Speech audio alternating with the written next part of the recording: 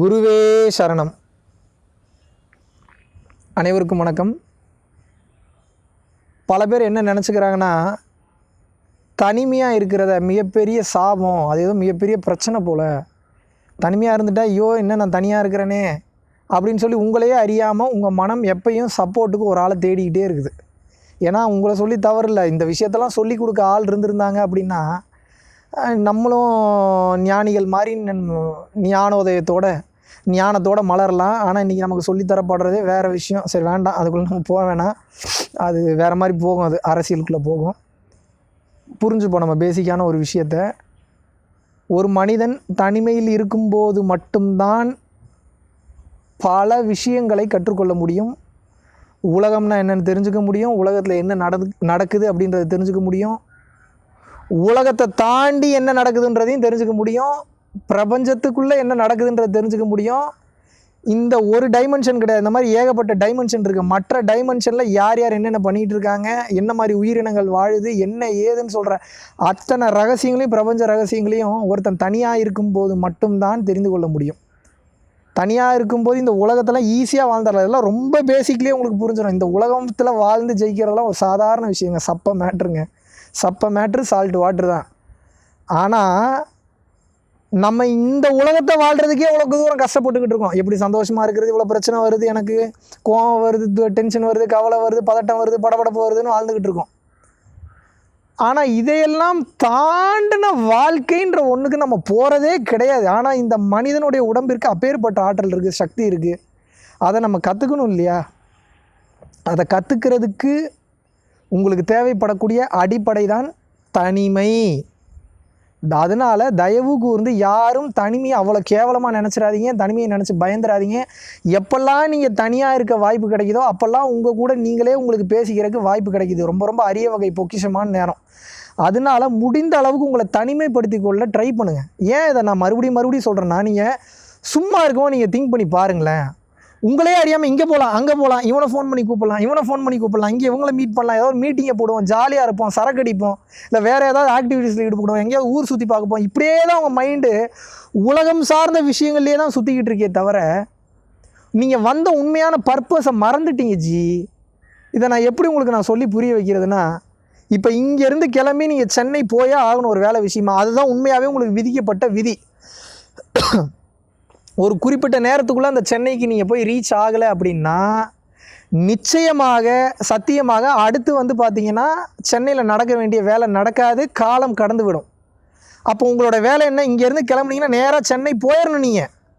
நீங்கள் சென்னை போகிறத விட்டுட்டு போகிற வழியிலே ஈரோட்டில் நின்றுக்கிட்டு, இல்லை போகிற வழியில் விழுப்புரத்தில் நின்றுக்கிட்டு, ஈரோட்டில் லெஃப்ட் எடுத்து ஈரோட்டில் என்னெல்லாம் இருக்குன்னு சுற்றி பார்க்குறது தப்புன்னு சுற்றி பார்த்துட்டு மறுபடியும் ரூட் எடுத்து போயிட்டீங்கன்னா பிரச்சனை கிடையாது. டைம் நம்ம கம்மியாக இருக்கே, ஒரு குறிப்பிட்ட நேரத்துக்குள்ளே இதை முடிக்கணுன்ற மாதிரி உங்களுக்கு டெட்லைன் ஃபிக்ஸ் பண்ணிட்டாங்கன்னா அதான் ஆயுட்காலம்.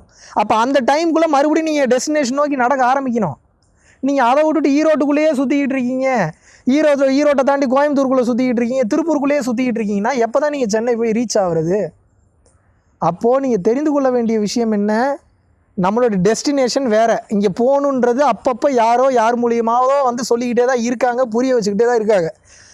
அதில் ட்ராவல் பண்ண ஆரம்பிச்சுட்டு உங்களுடைய பர்பஸை மறந்துட்டு, லைஃப் பர்பஸை மறந்துட்டு சுற்றுலா தலங்களில் உங்களுடைய நேரத்தை வீண் பண்ணிக்கிட்டு சுற்றிக்கிட்டு இருக்கீங்கன்னா நீங்கள் நினச்சி பாருங்கள், அந்த இடத்த உங்களால் போய் ரீச் பண்ண முடியுமா? வாய்ப்பே கிடையாது. ஏன் அப்படி சொல்கிறேன்னா, ஈரோட்லேயோ கோயம்புத்தூர்லேயோ திருப்பூர்லேயோ சுத்தமாக அங்கே பல மனிதர்களை சந்திப்பீங்க, பல அனுபவங்கள் வரும் உங்களுக்கு. அங்கே வேறு சில பிரம்மாண்டங்கள் இருக்கும், வேறு சில மாயைகளை பார்ப்பீங்க, அதில் சிக்கி தவிப்பீங்க. மறுபடியும் அதிலேருந்து கொண்டு வரது ரொம்ப கஷ்டமாக. நீங்கள் அப்புறம் எதுக்காக வந்தீங்கன்ற விஷயத்தையே மறந்துடுவீங்க. நீங்கள் ஒவ்வொரு மனிதனும் இப்படி தான். அங்கேருந்து வந்தாச்சு, மறுபடியும் போய் ஐக்கியம் ஆகணும். வந்த அட்ரஸை மறந்துட்டீங்க. நீங்கள் மறுபடியும் அங்கே போகிறதுக்கு அப்போ எப்போயாவது யாராவது ரூட்டு போட்டு கொடுப்பாங்க, அந்த ரூட்டை பிடிச்சிட்டு மறுபடியும் கரெக்டாக போய் அங்கே கனெக்ட் ஆயிடணும். அதை விட்டுட்டு எங்கெங்கேயோ போவாங்க மனிதர்கள். இங்கே போவாங்க, அங்கே போவாங்க, இதை பண்ணுவாங்க, அதை பண்ணுவாங்க, அமெரிக்காம்பாங்க, இட்டாலிம்பாங்க, ஃப்ரான்ஸும்பாங்க, ஜப்பான், எங்கெங்கேயோ போவாங்க.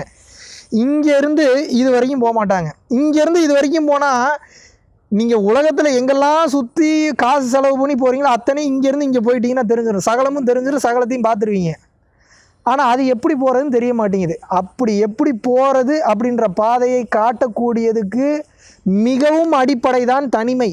தனிமை என்பது மாபெரும் வரம், மாபெரும் வரப்பிரசாதம்.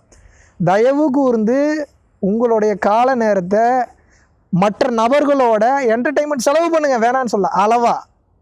ஜாலியாக இருங்க, வேணான்னு சொல்ல, அளவா. ஏன்னா அதெல்லாம் கூட நமக்கு மிகப்பெரிய பொறுப்பு இருக்குது, மிகப்பெரிய வேலை இருக்குது. மிஸ் பண்ணிட்டோம் அப்படின்னா இப்பிறவி போயின்னு எப்பிறவி கிடைக்குமோ அப்படின்றாங்க. ஔவையார் என்ன சொல்கிறார்? அரிது அரிது மானிடராய் பிறத்தல் அரிது. எப்போ மனுஷனாக பிறக்கிறதே கஷ்டம்ப்பா முதல்ல. ஏன்னா புல்லாகி பூடாகி பாம்பாகி தேலாகி இத்தனை தூரம் பரிணாம வளர்ச்சி அடைஞ்சு இந்த மனித உடல் கிடைக்கிறதுன்றது இந்த ஜீவாணு உங்களுக்குள்ளே இருக்குது பார்த்தீங்களா? அந்த ஜீவாணு கொஞ்சம் கொஞ்சமாக வளர்ந்து இன்றைக்கி வந்து மனித உடலை எடுக்கிறதுக்கு எத்தனை கோடி வருஷம் வெயிட் பண்ணுச்சுன்றது அந்த ஜீவாணுக்கும் அந்த பரம்பொருளுக்கு மட்டும்தான் தெரியும், குருமார்களுக்கு தெரியும். அப்போ இந்த மனித உடல் கிடைக்கிறதே ரொம்ப அபூர்வங்க. அடுத்து என்ன சொல்கிறாங்க ஔவையார்? அதான் அரிது அரிது மானிடராய் பிறத்தல் அரிது. அடுத்து அதனினும் அரிது கூன் குருடு செவிடு பேடு நீங்கி பிறத்தல் அரிதுன்றாங்க. என்ன கூன் குருடு? கூன் இல்லாமல் பிறக்கணும். ஏன்? முதுகுத்தண்டு ஸ்ட்ரைட்டாக இருந்தால் மட்டும்தான் ஒருத்தன் இறைநிலையை ஈஸியாக உணர முடியும். மிருகங்களாலேயோ மற்ற பறவைகளாலேயோ இறைநிலையை உணர முடியாது. முதுகுத்தண்டு அப்படி ஸ்ட்ரைட்டாக அப்படி இருந்தால் மட்டும்தான் உணர முடியும். அதுக்கு நீங்கள் தனிமையில் இருக்கணும். தனிமையில் இருந்தால் தான் அதெல்லாம் புரியும் உங்களுக்கு. கூன் குருடு, கண் தெளிவாக இருக்கணும், காது தெளிவாக இருக்கணும், செவிடு இல்லாமல் இருக்கணும், பேடு ஆண் தன்மை இல்லாமல் பெண் தன்மை இல்லாமல் இருக்கக்கூடிய அந்த டிரான்ஸ்ஜெண்டராக பிறந்துட்டாலும் பிரச்சனை. அவங்கள நான் தரம் தாழ்த்தி சொல்லவில்லை. அவங்க படக்கூடிய கஷ்டம் என்ன, வேதனை என்ன இந்த சமுதாயத்தில்ன்றது அவங்களுக்கு தான் தெரியும். சமுதாயத்திலே இவ்வளோ கஷ்டம் அப்படின்னா அவங்க இறைநிலையை நோக்கி போகும்போது மற்ற ஒரு சிலமான பிரச்சனைகள்லாம் இருக்குது. அதனால தான் ஔவையார் சொன்னாங்க, நான் சொல்லலை. கூன் குருடு செவிடு பேடு நீங்கி பிறத்தல் அறியுது. அதனால் தயவு கூர்ந்து இந்த மானிட பிறப்பை வேஸ்ட் பண்ணிடாதீங்க. அரிய வகை பொக்கிஷம் இது, மிகப்பெரிய பொக்கிஷம் மனித உடம்பு கிடைக்கிறத.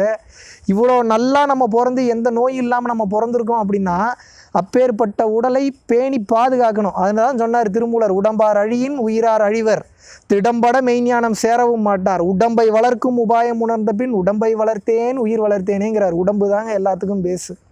உடம்பை காப்பாற்றுங்க முதல்ல. உடம்பு போச்சுன்னா எதையுமே உணர முடியாது. உயிர் போயிடுச்சுன்னா மறுபடியும் எங்கேயாவது பிறப்பீங்க. மறுபடியும் நீங்கள் மனித உடல் கிடச்சிருச்சுன்னா பிரச்சனை இல்லை. உங்கள் பாவ புண்ணிய கணக்குகள் பொறுத்த வரையும் ஓவராக பாவம் கீவம் பண்ணி ஏகப்பட்ட பிரச்சனைகளை க்ரியேட் பண்ணி மறுபடியும் நீங்கள் டீக்ரேட் ஆகி மனித பிறவிக்கு கீழே இருக்கக்கூடிய வேறு பறவையாவோ விலங்காவோ பிறந்துட்டிங்கன்னா மறுபடியும் மனித உடல் கிடைக்கிறதெல்லாம் ரொம்ப டார்ச்சர் ஆயிருங்க. அதனால் தயவு செஞ்சு புரிஞ்சுக்கோங்க, வேஸ்ட் பண்ணிடாதீங்க.